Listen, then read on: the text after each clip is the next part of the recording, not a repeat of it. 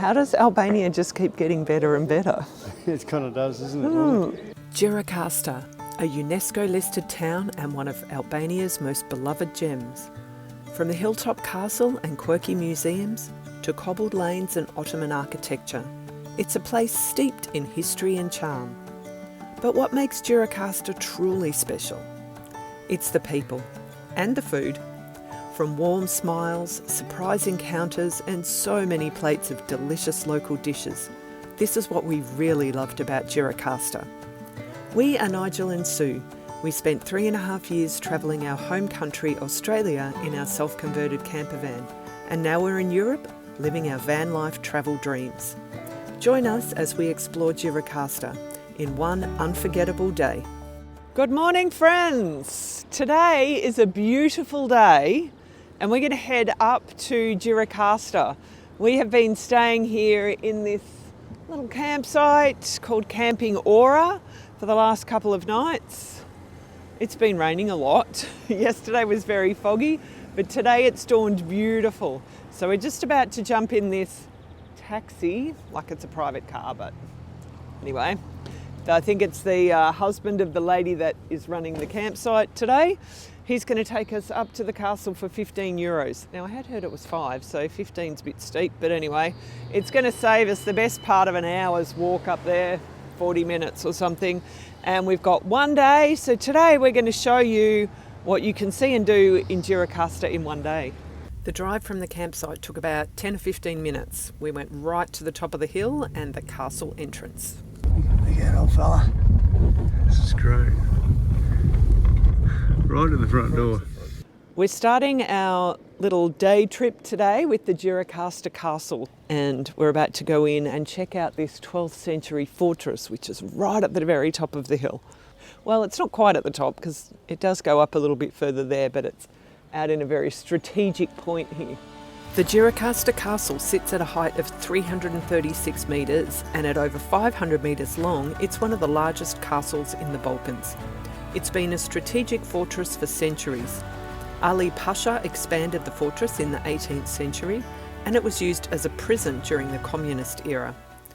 We don't forget the memory of the anti-communist martyrs that were arrested, punished, tortured, executed, died of torture and disappeared at the prison of Gjirokaster Castle, one of the most notorious prisons of the communist dictatorship.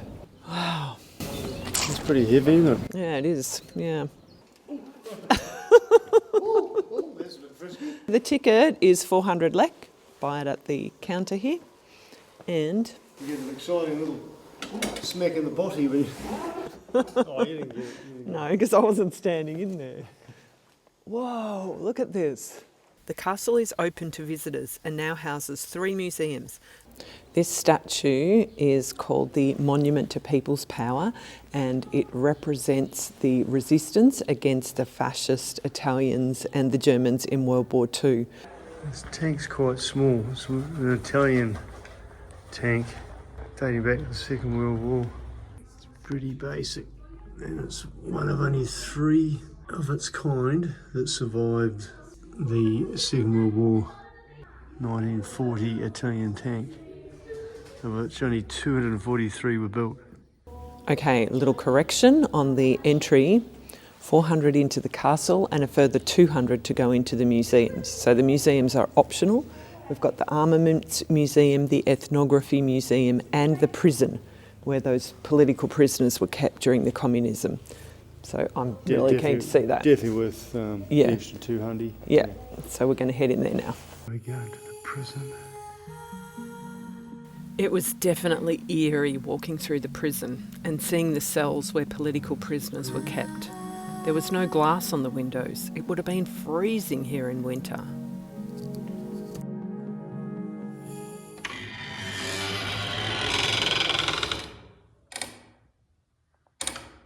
Okay, so there is a sign here that says both no drones and no photography, so we're going to have to be a bit careful here. The lady that was mopping the floor was insistent that I took a photo of one statue, and she even grabbed the phone and snapped this photo of us. So we've come out now and we're walking around the outside of the castle, and just like looking over the city. My gosh, this is just incredible. There's a few more cannons out here and a ruined plane. So this is the American plane that landed in Albania in 1957. A couple of versions of events, whether it was not crash landed, but emergency landing, or whether it was forced to land. We're walking up around the castle walls now.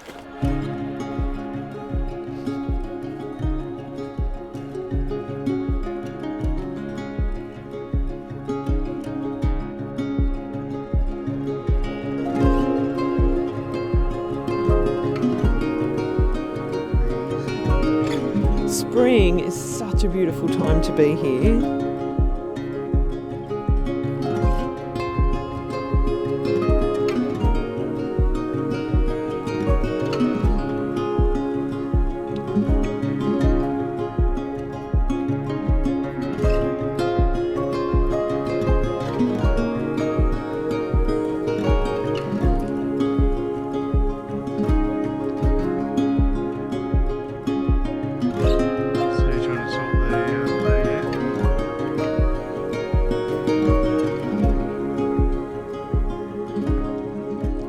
So that's our visit to the castle done. A couple of things, the whole photography thing is a little bit confusing. There are a lot of signs, and then there were people encouraging us to take photos, workers, so who knows.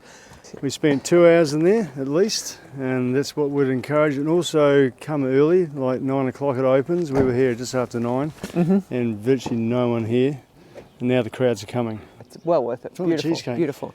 Let's go get coffee and cheesecake. What do we have here? I have djembe marmalade organic because I am artisan and I have my page here. And all is from my garden. I think I need to get some This is my telephone. marmalade.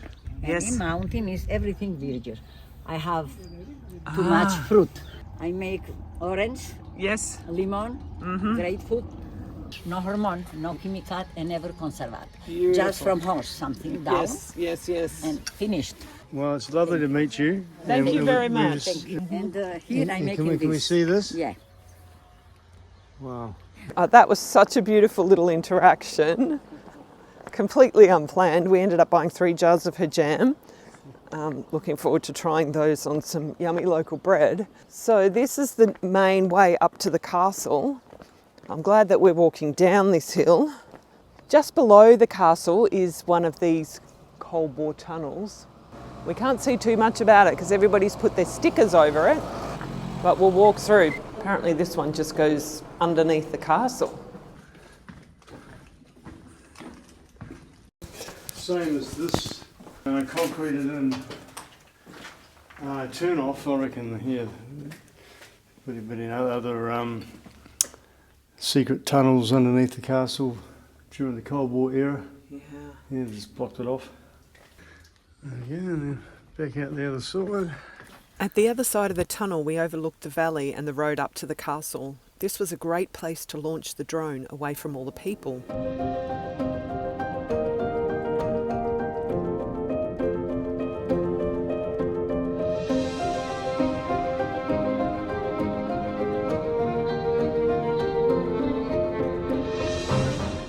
But we still hadn't had coffee.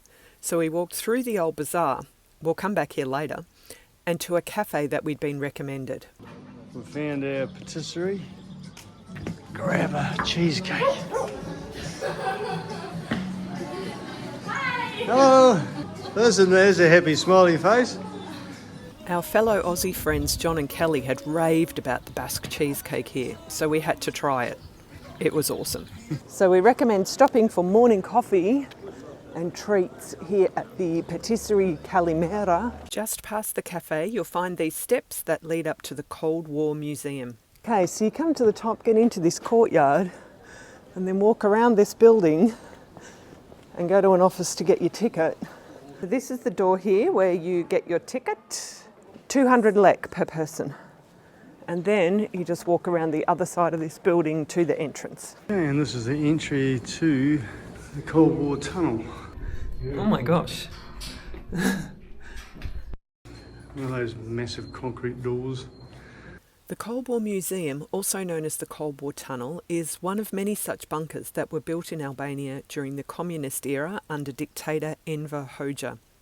This tunnel's 800 metres long and has 59 rooms. We took a guided tour through the tunnel to see some of the party officials' rooms. The tunnel has been kept in its original state, so you really get a feel for the times. The guide was saying that 200 people could live in here for 3 months. So this is the meeting room, and they had all photos of Gjirokaster so they could remember what the city looked like in the event of a nuclear war. But they could only stay down here for 3 months, so no one's really sure what would happen after that time. Oh, there's another office. Yes. So this is the mayor of the city room.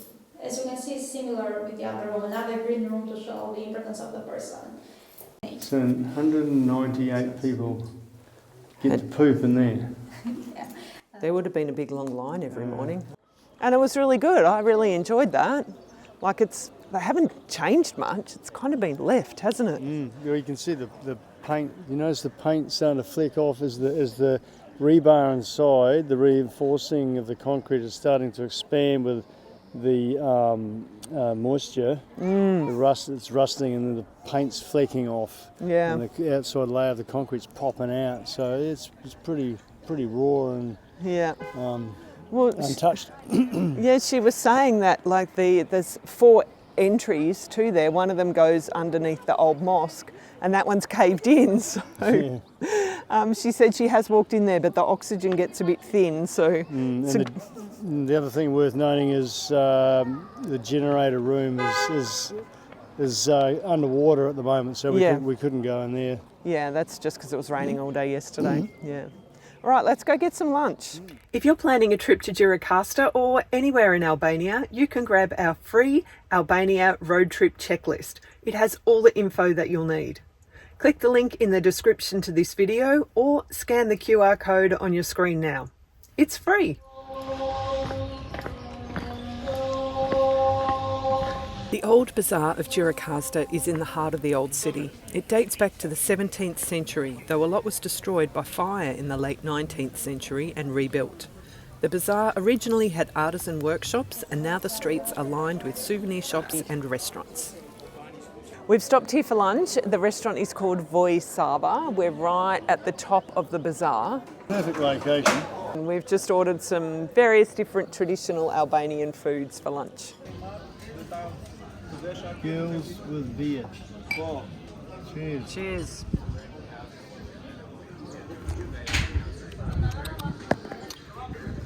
Not bad at all.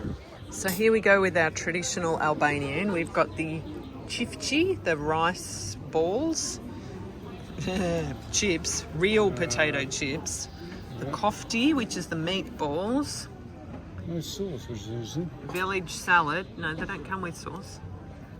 A bit of bread. One of the things Gjirokaster is well known for is the Ottoman-era houses. There are several of these open to the public, which give an idea of what life was like for a wealthy family during these times. And this one, the Skenduli house, apparently has like all the furniture and everything. So this is the entry. Hello. Hello. Oh my gosh, look at this house.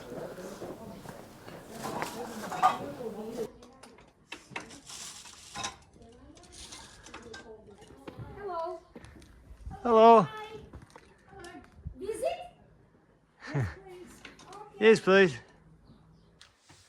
Okay, so that was the main entrance, huh? See, first here and then you go down, huh? Okay. Because we just- So this house was built in 1700, and in 1967 the house was taken over by the communists and it became the Ethnographic Museum.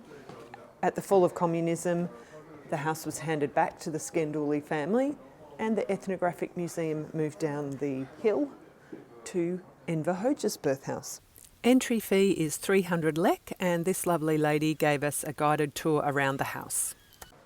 Yeah, this was the honeymoon suite, huh? So this is the ladies' room, huh? was used by the women during the ceremonies, like engagements, marriages, or funerals.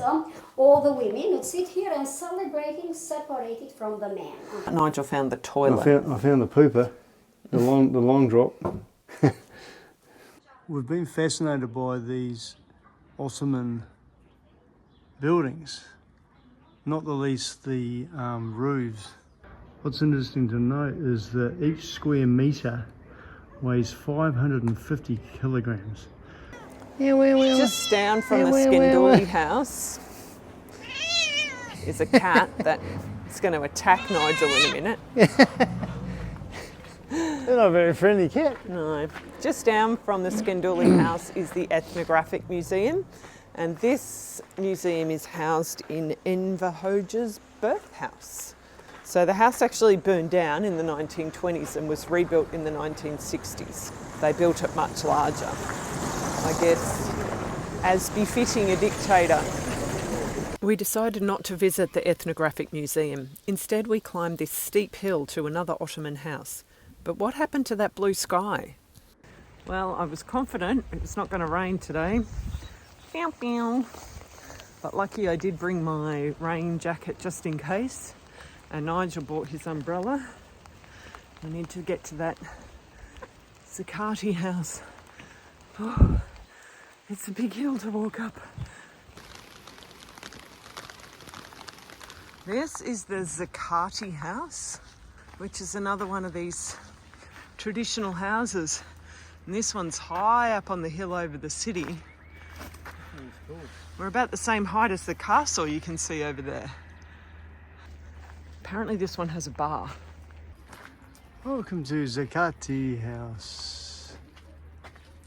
As we'd already been inside the Skinduli house, we came here to enjoy the views and an afternoon coffee. Looking out over the castle. This lovely gentleman has made us a coffee. There is like a little bar cafe here with the most incredible outlook. And another cat. Even if you don't go inside, it's worthwhile coming up here the walk, because this is probably the best view of the city and the castle. From the Skinduli house we planned to walk to the Ali Pasha Bridge lookout. We thought it would be fairly flat. We were wrong. Perhaps we should have looked at the map a bit more closely. This little section here is so steep. There's actually a painting on the ground that says fall risk. It really is nuts through here, but it's just so beautiful walking through these little stony streets. First we went down and then it was up, up, up. This gorgeous lady was helping with directions.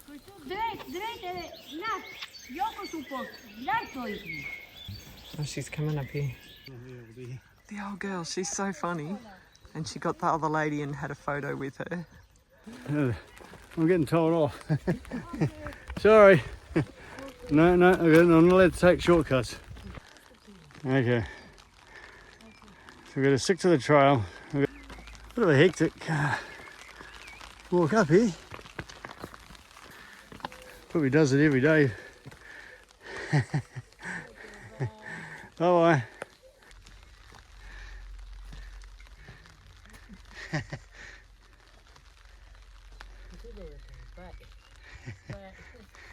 Bye-bye. The men's are dead. Oh, that's beautiful. What a house, right there looking over the castle.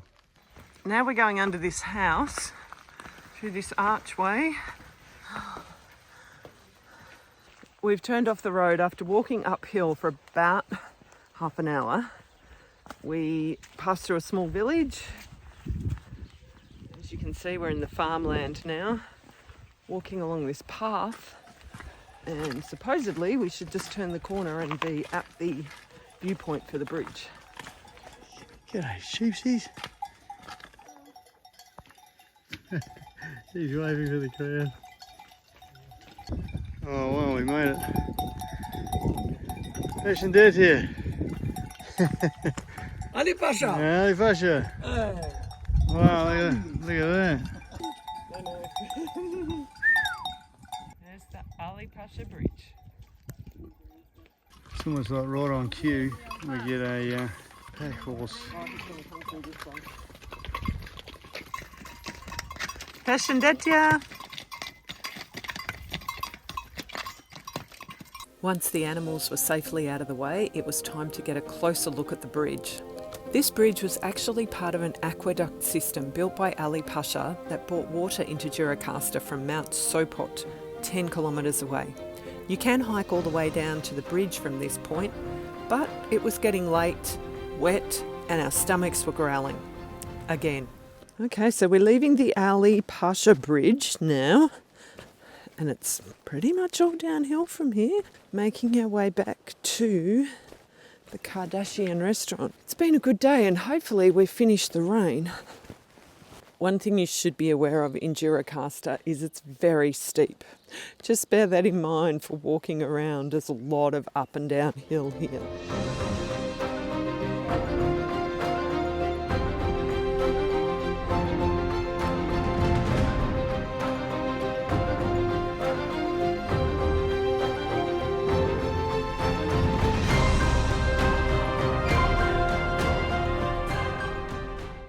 Okay, we're at the Kardashians restaurant.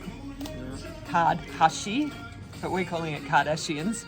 We've ordered some very bad. This is very bad. Very bad? White wine. And we got this welcome drink. Oh, Nigel's finished his. It's traditional but not alcoholic. It's like cordial, quite thick, syrupy, made from cloves. Beautiful. I like it. With a bit of alcohol now, that'd be like Albania. I know, we should have got like a shot of raki and mixed them together. Yeah. First dish, the fasule, the beans. Favourite dish of ours. All right, here comes the next one. Oh, the eggplants. Equal favourite. Yum, palamindera with yogurt sauce. Look at that. This is a nice. Hi, give me one. Yeah, give a hug. Oh, palamindera. You will palamindari. Mrs. Kardashian loved us. Thank you very much. Thank you very much. Food was delicious. Thank you. Okay. Thank you. Ciao, ciao. Bye bye. Oh, that was so cool. Oh no. Yeah, it's raining again. All that was left was to walk back down the hill to our cosy van. Here's where we've been staying in Gjirokaster. It's called Camping Ora, like Rita Ora, who's also from Albania. There is a restaurant and cafe here, bar, toilets and showers, power, water. And a cat. Beautiful mountain views, all for €15 a night. So that we've been comfortable here. It is a little bit noisy, particularly during the day, because we're right on the main road. But yeah, good spot, Camping Ora. They'll organise a taxi for you to go up to the old town, or you can walk. It's about a 30-minute walk. Right across the road from the campsite, 2 storks have built a nest on one of the electricity pylons. Apparently they come back each year to this same platform and rebuild their nests. You know how Nigel loves birds, right? He took these shots with our drone and they're blurry as he zoomed right in to stay the regulation 60 metres away from wildlife. Their location is even marked on Google Maps. Join us next week as we go back in time to visit 2 of Albania's most impressive archaeological sites. Thanks for watching and see you next time.